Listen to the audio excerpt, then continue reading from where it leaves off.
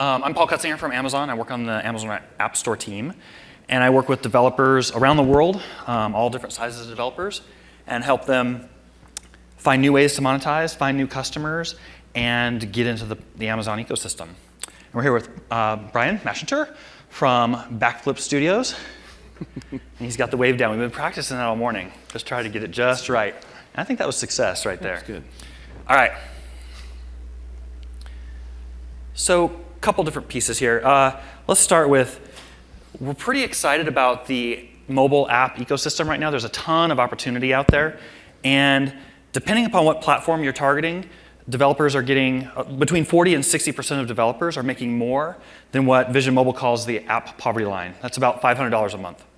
So on Amazon Fire OS devices, let me chew this up. Don't eat candy right before you go on stage, by the way. Okay. On the Amazon Fire OS, about 60% of the developers are making more than that $500.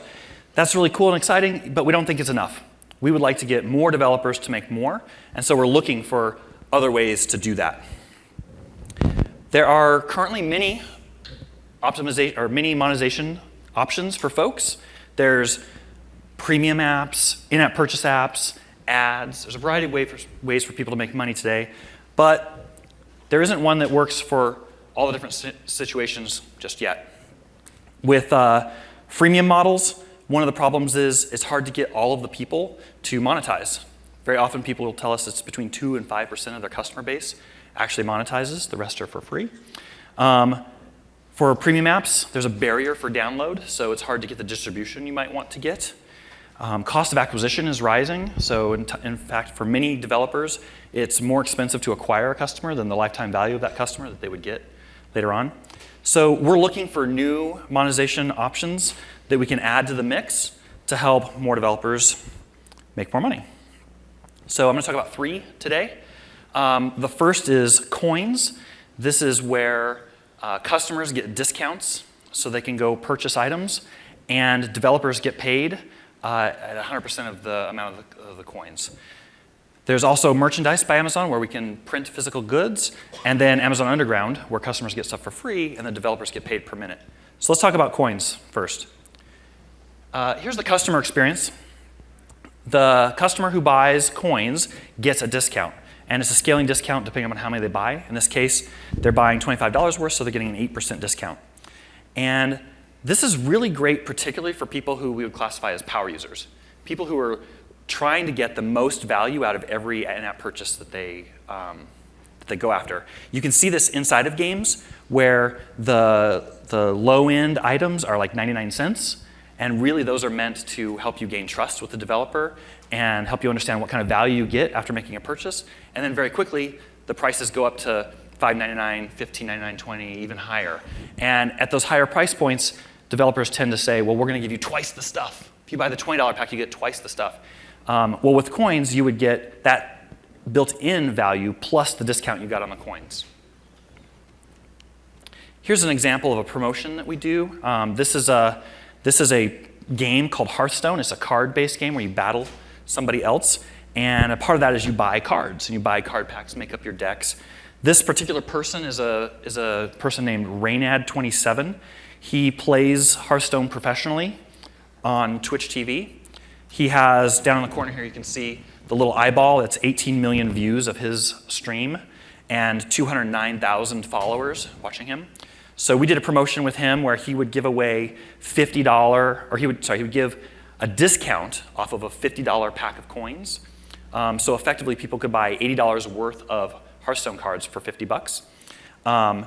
That promotion got 263,000 viewers, 10 million minutes watched, and his retention is about 65 minutes per user.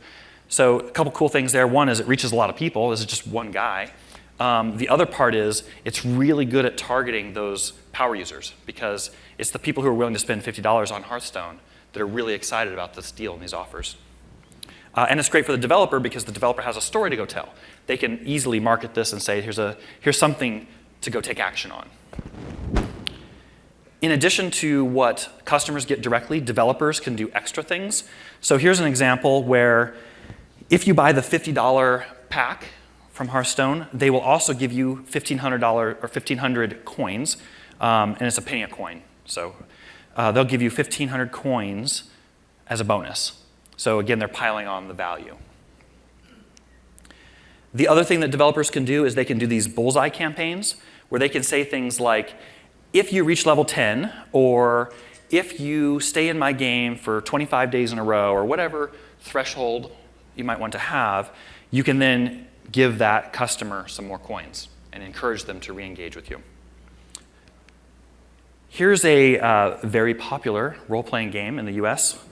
We looked at some data from their experience.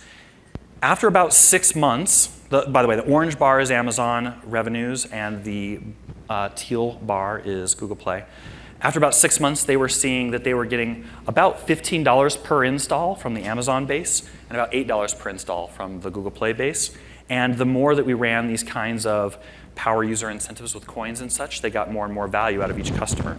Now, the install base on Amazon for this developer is smaller in total number of users than it is on Google Play, but they're still seeing that 40% of their revenue comes from the Amazon user base. So it's a large percentage of their total revenue, driven in large part by the ability to attract and focus effort in on these power users. All right, so that was coins. That's where customers get discounts and developers can give incentives for the power users. Let's talk about merch. Merch is a new service that we just released where you can go build t-shirts. There's no out-of-pocket costs. It's on-demand and self-service. So let's walk through what that looks like. It's pretty easy to get started. You take some artwork, go up to the website, go through a wizard, create the shirt. In a couple hours, that shirt would be available for people to buy. Then you can promote your shirt with the various tools that we have, including in your app or just links to Amazon.com. And then you can analyze and iterate on your sales. You can see what's actually selling and work to improve it. Here's an example of the Dragon Veil Prism Dragon shirt on Amazon.com. One of the cool things about this is that even people who don't play the game can buy the shirt. So this is a great place for grandma to go buy the shirt for grandson, grandchild, right? You can also do this inside of your app. So there's an SDK that allows you to show an interstitial ad. Serves basically a house ad inside of your app. It works cross-platform, Android, iOS, a bunch of different frameworks. And this is a way for customers to directly buy the shirt right then, immediately. You set the price, and you can choose the different options you might want to have. The more shirts you sell, the more you make. Again, there's no upfront fee or processing or anything like that. You just go create your shirt and start selling them.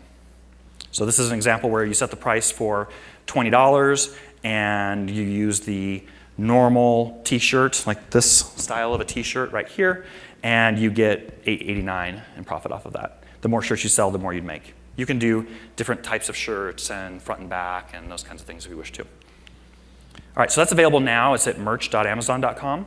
So you can go ahead and check it out and try to make some shirts. Like somebody might want to make the Cubs won. Huh? Let's not get too excited yet. I know, right? We got a ways to go. Okay, so merch by Amazon. That was an on-demand service, no out-of-pocket costs. All right. Amazon Underground. Yeah. Merch isn't even strictly related to apps, is it? No. Yes, you can. Yep. The question was, are shirts related to apps necessarily, and can you just have a designer friend go make some shirts? Yep, you can totally just go have a designer friend make some shirts. People can buy them on Amazon.com. The app component is that you can serve ads inside of your app and try to sell them to the people who you know love your brand already. Okay, Amazon Underground.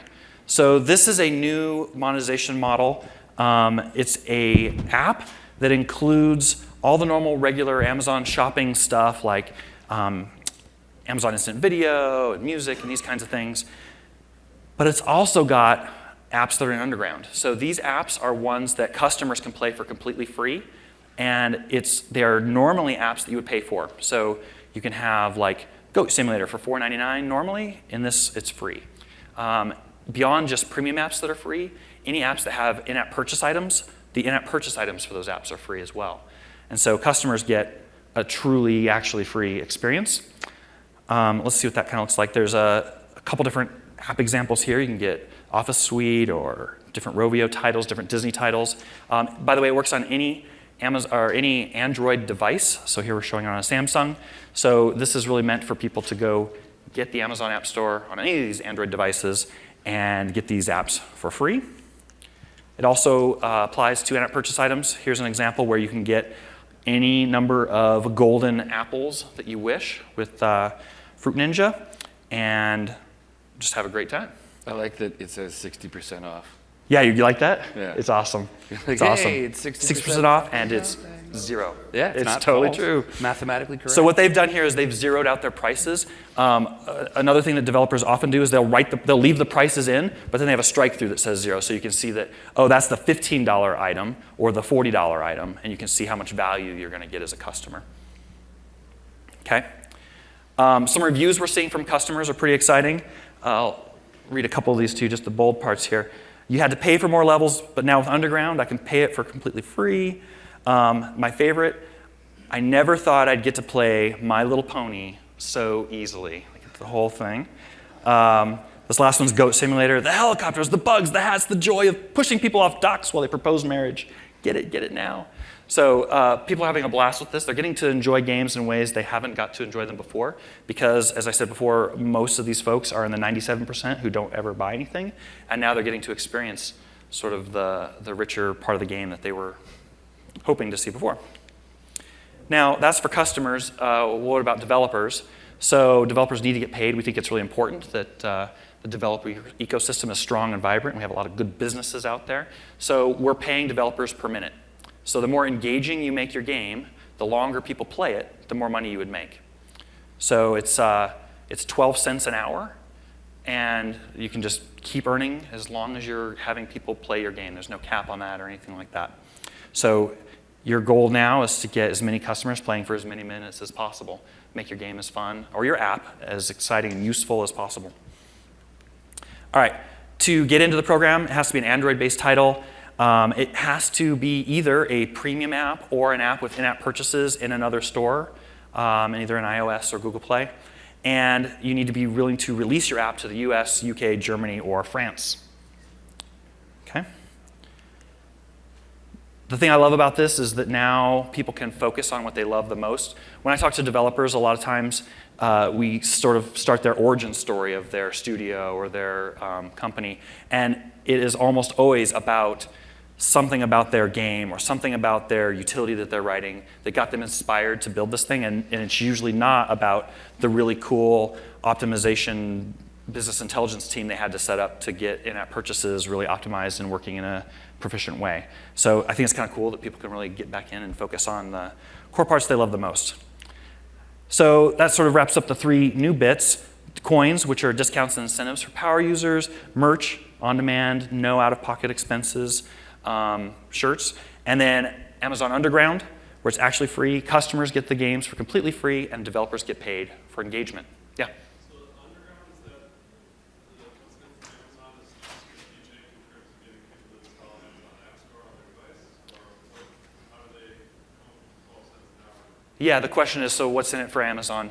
Yeah, ultimately it's about that. It's about that exactly, which is we're trying to get more customers to love what we do and give them the best possible experience. We do it with movies and books and all sorts of things. We're trying to get them into our ecosystem using lots of content. So then is that like a limited time offer? Or Nope. This is not a limited time offer. It's uncapped and just keep it rolling. Yep. You plan to be doing the same thing 10 years from now? Yeah. Yep. Okay. So with that, let's bring up Brian from Backflip. How does this work? Yes.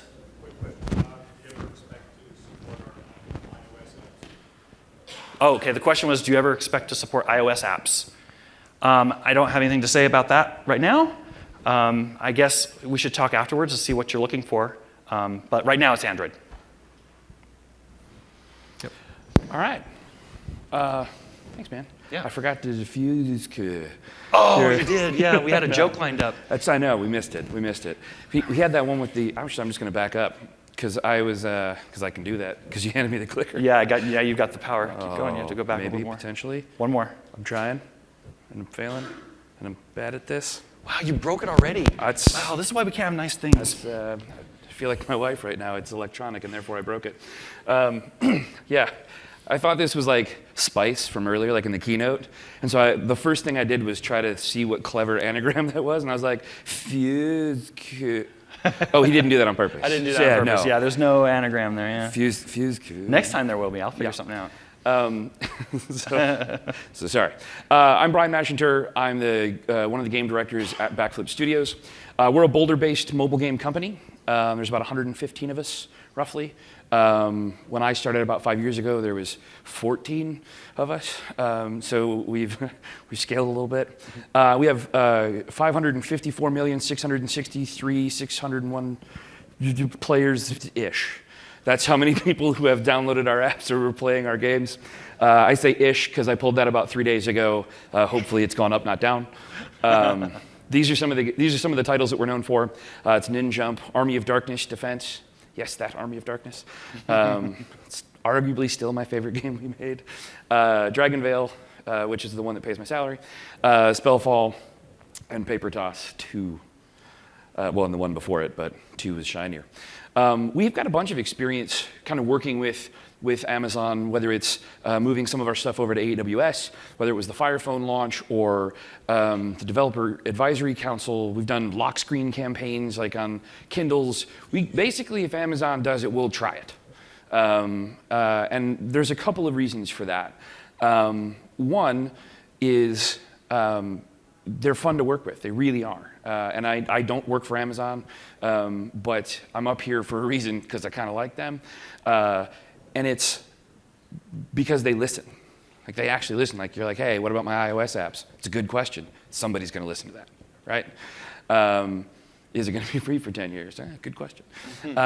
So it's just one of the things that makes them fun to work with. And whether it's the advisory council or Amazon Coins, when we say, like, my lead engineer, by the way, is sitting right there. His name's Chris Goody, and I tend to pick on him if he comes to my talks because I have a mic and he doesn't. It's really what that comes down to.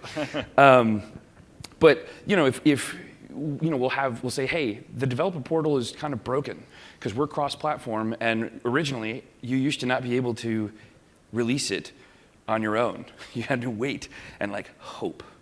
And so we complained about it or suggested an opportunity. It's a better way to say that. And they fixed it. So I like working with them.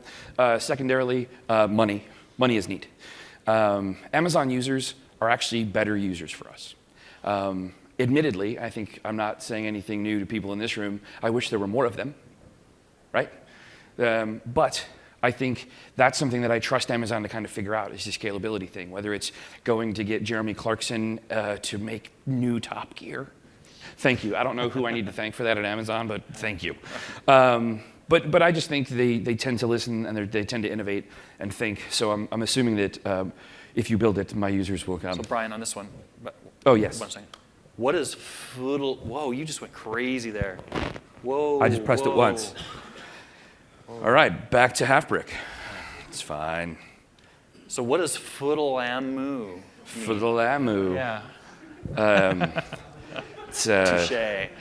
It's a new Brazilian pitcher for the Cubs. You didn't do it either. Like, you're giving me crap. I didn't. Okay. Thank you. This is ARPDAU, which for those of you who don't have to pay attention to business intelligence, is the average revenue per daily active user. Right? So how much money do I make per user who are playing my games? And the orange line is Amazon. I apologize for having the worst noted graphs in any presentation you will see all day. There's one that's way worse. It looks like my 3-year-old nephew honestly scribbled on it. I'm sorry. But you can see this is at the launch of Dragon Veil, that the difference in the ARPDAU between an Amazonian user versus iOS or Google Play is considerable. Now, I think this is total speculation, by the way, but there's a few things I think that lend themselves to that. One, Amazon has a history of having like trust with the consumer. They've got your credit card. You bought, shoes and razors and some other stuff, so it's okay. I also think at the very advent, because Dragon Veil came out about 4 years ago, most folks who were on Kindles were used to paying $10 for a book, $7 for a book, $5 for a book, $15 for a book. So $1 for some gems seemed like no big deal to those folks, right? So these are folks who are used to spending on their nice devices, and they trust that it's going to go well. So we saw that happen. Then you can see it kind of level off there. And this is the last year or so. And what we've seen is, although the three platforms are now very similar when it comes to the average revenue per daily active user, which has been kind of a revelation for us, because the old thinking was iOS users were better users versus Google Play, right? You're like, well, people spend on their app, but that's starting to not be true. And then the same thing, with Amazon users, it kind of levels off. But you'll notice those are spikes when we do events. We were talking about the power users. When we have these events and maybe it's about to end and we're like, hey, double the gems this weekend, we still see a consistently higher average revenue per daily active user from Amazon users. So they are valuable users. I want them. So we've got, like I said, we've got some experience doing some things with Amazon. This was one of the things that we did for coins. This was our in-game interstitial. It was like, hey, do you normally spend money? That is neat. Would you like some free money? That's essentially what this is, right? Receive 20% Amazon coins back on in-app purchases. So they would spend, $10, and like you were saying, we do the same thing, that kind of tiered model, where if you're going to spend $25, you get a much better deal per gem, as it were, right? So it encourages you, we in the game encourage you to spend a little bit higher to get more, and then this helped us encourage people to spend more, because then they were getting that money back in coins. And the cool thing is, they don't have to spend those coins in my game. They can go download some cards from Hearthstone. Speaking of, he showed that slide. That thing works. That Hearthstone thing, like it totally works. Goody. We have a Slack channel at work called Hearthstone. And sometimes it's like new cards are coming out or whatever. And he was like, if anybody wants to come log in on an Amazon device, please go to the device thing. You can go totally get some. And so if you're going to spend the money anyway, why not get some free money? Yes, this is the one my 3-year-old nephew did. Sorry. I cut off some relevant. I cut off some financial information because you got to be careful at these things. It's being recorded and sent to who knows who, and I don't want to tank Hasbro stock price or something crazy. So I'm careful, and then I was really careful, apparently. I apologize. But you'll see we had kind of the end of an event spike. So this is revenue from Amazon users over, I want to say this is like 2 weeks. And the big spike to the right is when we did the Amazon coins promotion. So we had kind of an end event, so we had our own spike. That first spike is our own. And then the second one was one that we obviously went above and a little bit sustained just because of the coins promotion for a couple of days. I think we did it for a weekend only. It was like, this weekend, get free stuff. Because that's what you do. So Underground. We were in the beta for Underground, and so we have a bit of experience with that. Here's two of our apps. This is Ninjump and Paper Toss 2. I just wanted to talk a little bit just to developers about kind of monetization methodology, because it kind of broke my brain when Amazon like, no, it's all free. And I'm like, yeah, but like I've got tiered pricing. He's like, yeah, but it's all free. I'm like, but like, what is an endless runner if you ad infinitum? You can just kind of keep going, right? If it's so we actually had that problem because Ninjump is an endless runner, and you can buy shields to kind of give yourself a boost and kind of get a little bit further. But if all the shields are always free, that sucks, right? Because you don't feel competitive. You don't feel like you're competing. You don't feel like you're doing anything smart. You're just like, yep. Just like playing Cookie Clicker, but actually less fun than Cookie Clicker, because that's kind of a fun game. And so what we had to do, we say, hey, you can only have 10 shields at a time. Now, when they're paying you by the minute, in theory, somebody being able to play infinitely would be awesome for us, right? Somebody sets up the This is totally a tangent, and I'm going to apologize in advance for a couple of these. Somebody was telling me that there was like a Tinder thing where somebody put a piece of chicken on the end of a drill and set it up to just auto swipe right on every single person it saw. So you would think, I'm sure somebody's going to try that for Ninjump or some endless runner is just going to put in a drill and just keep going. But we had a different methodology, right? For paper toss, there's things that you can do to make it a little bit easier, but you still have to play the game. Like for those of you who aren't familiar with paper toss, you just don't know it. If you've ever played that game of, I wonder if I can crumple up this piece of paper and make it in that trash can back there, my guess is no. Oh, that was super close. I want to try again. I don't know whose notes these were. I just realized that that's in Korean, and I'm going to apologize. Sorry. That's the game. And so, you can throw different things, like whether it's a bowling ball or a watermelon or whatever the case might be. And so what we found is people are playing the game. We knew that. People are monetizing better on Underground, right? Because I'm monetizing on everyone. The lifetime value of a user, I think it's okay to say this? Can we, I don't know if Brian's back there, but I might need you to edit this if it goes to somebody from Hasbro.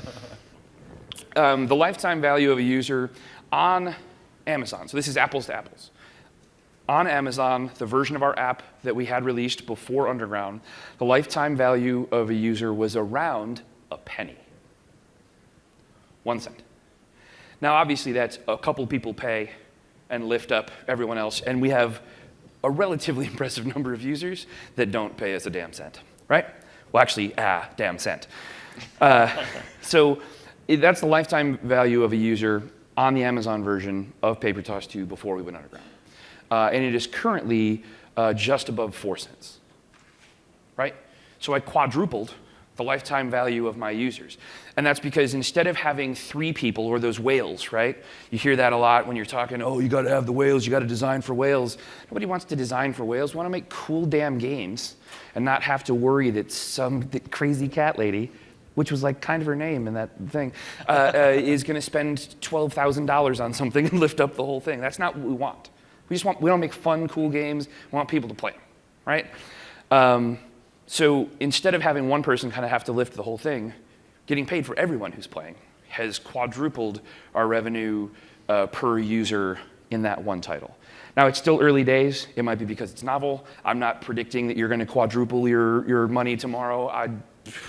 Don't write that down or sue me. But it's been good for us, right? And we've seen Paper Toss 2 has actually had considerable more stickiness. And I think it's because an endless runner, and this is just on us, right? We're just learning, right? This is beta, we're learning some stuff. An endless runner is tough under this model because you can kind of burn yourself out, right? If you can just keep playing, you don't feel like, I mean, I don't know about you guys, I play games to feel powerful or smart. That's essentially kind of why I play games, right? I want to feel like I made a cool decision. I want to have some degree of mastery. I want to feel like I got smarter or better, right? You don't feel so smart with an endless runner when you can win all the time. So it's just interesting to see those, just the different statistics. And then merch. This is probably my favorite topic. Maybe it's because I'm just a chubby kid who loves free t-shirts. I don't know. But this is, on the left is the Orchid Dragon, and on the right is the Prism Dragon. Yeah. Those are, the reason that those are shown there is not just, hey, pretty dragons, but those are the dragons that my users voted for. So this is actually a really powerful, cool thing for merch. It cost me nothing but some time. We did like a workshop thing, so we put out a Facebook poll to our users, hey, we're doing shirts, what do you want? And the Prism and the Orchid were the top 2 choices. So then what we did was we grabbed our artists, we brought in lunch, and we did a workshop. and said, hey, here were the top 5 vote getters. Let's do some design shirt stuff. And you didn't even have to be an artist. My 3-year-old nephew probably could have tried, would have done a terrible job. But we had the artists all come in, do like a workshop, and then what we did was we had like a survey monkey internally. So we let our players tell us what dragon.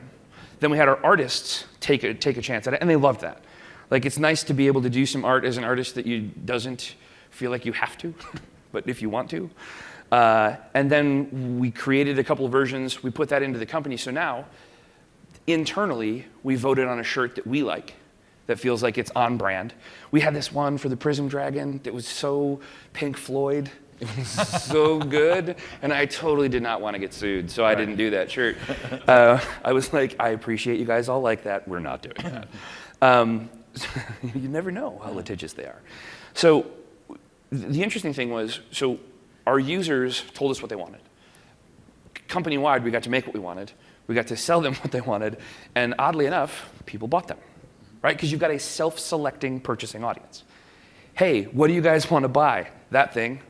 Cool. And we didn't have to do it first. Right? It's print on demand. So I didn't have to do anything. I don't have to worry about distribute. Like, we're a digital company. I don't want to have to store 1,000 t-shirts in the back closet. That sounds terrible.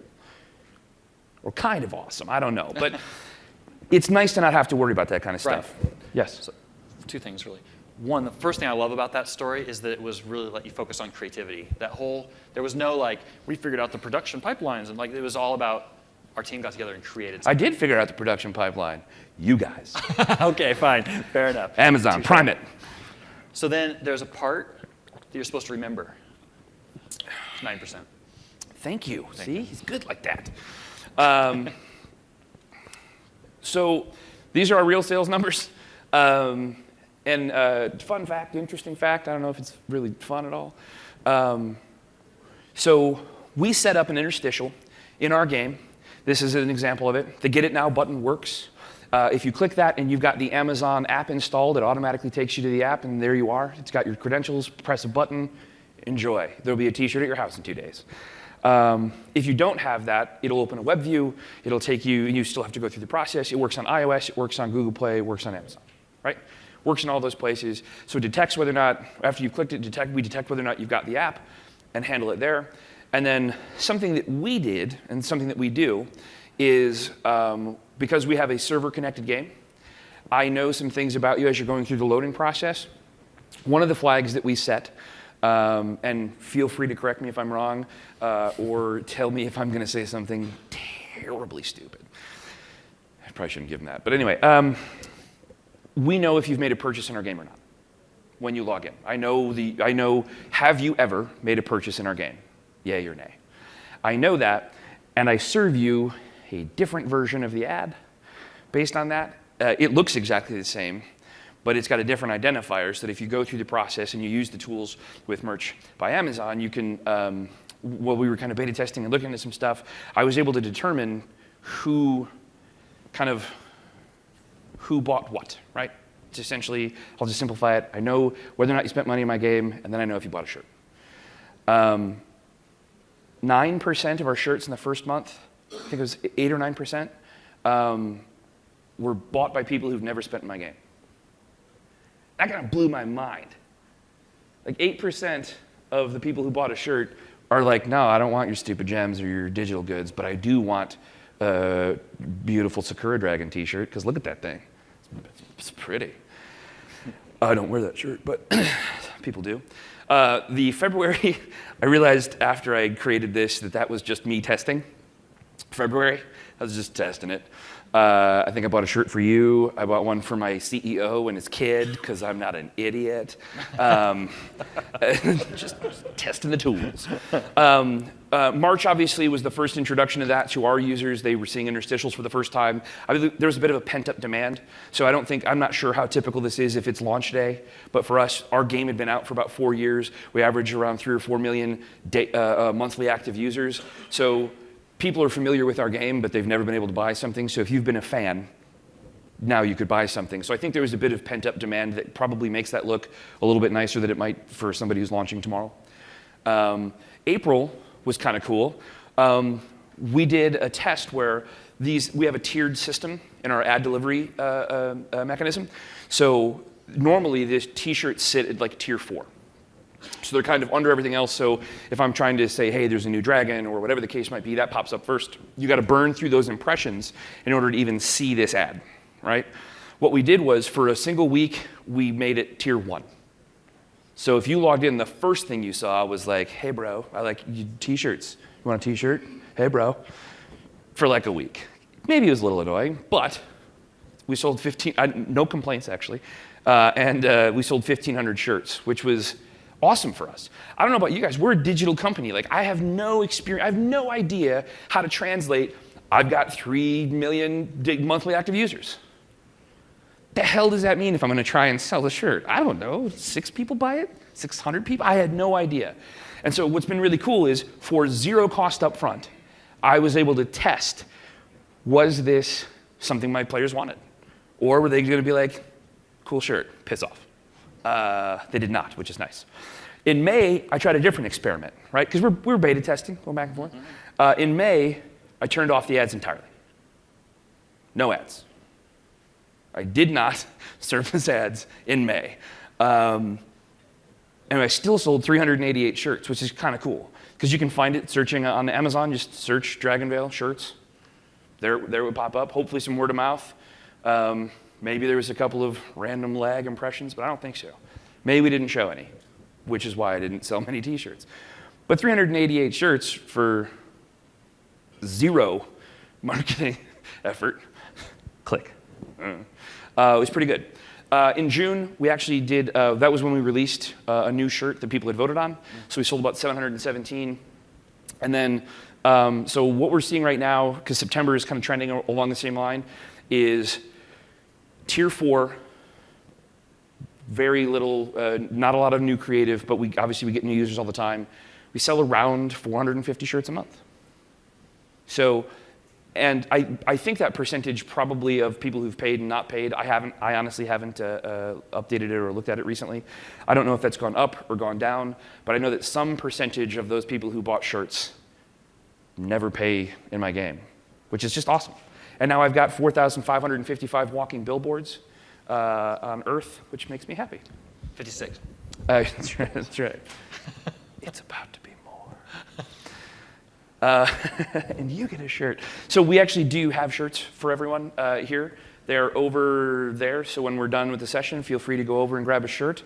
Feel free to be a billboard for me. I appreciate it. Wait. You guys have to, he really wanted to feel like Oprah, so you guys have to do like the Oprah audience part. Like, what? Listen. There we go!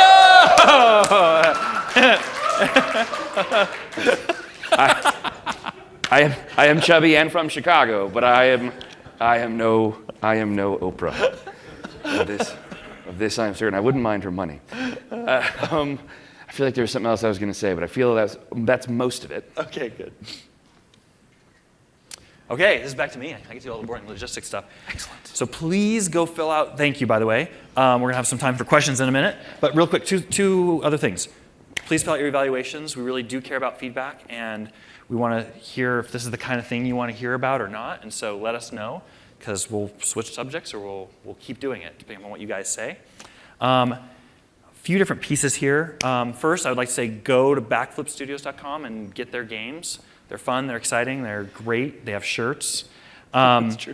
I was supposed to put like, I'm also at Brian Mash if you'd like to follow me on Twitter. At Brian it's Mash. Brian with a Y, at Brian Mash. The tweeters. Sorry. Awesome. No, that's great. And if you want to continue the conversation with me, it'd be great. I'm at Paul Cutzinger all over the place. Please reach out and find me on LinkedIn or Twitter or Twitch or whatever you prefer to use. And you can learn about the different things we talked about. Amazon Underground is where you can go to become an Underground customer. Merch.amazon.com and coins.amazon.com.